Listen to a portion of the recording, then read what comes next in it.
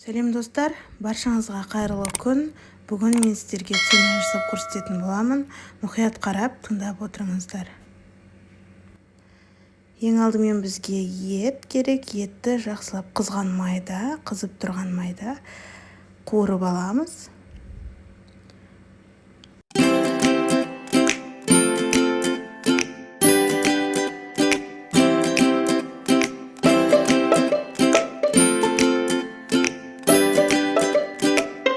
Мінекей өздеріңіз көргендей етіміз қызарып қуырылып жатыр. Оған тұз, паприка қосып, тағы да араластырып қуырамыз.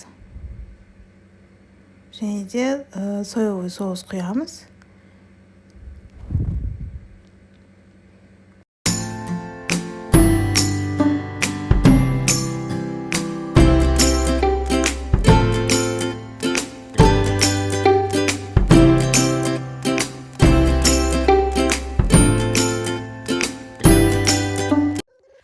Етіміз жақсылап қуырылғаннан соң пиязбен түріпті салып, жақсылап тағы да қуырамыз.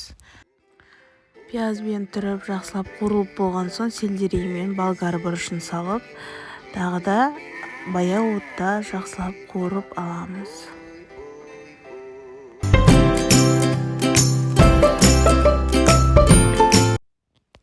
Көкөністеріміз етпен пісіп болған соң пасай капуста 150-200 грамм және де қызанақ, бір тал қызанақ салатын боламыз. Астын баяу отта қойып, лагманды қатты ұзын күйінде емес, кішкене бөлшектеп осылай бөліп аламыз бірінші.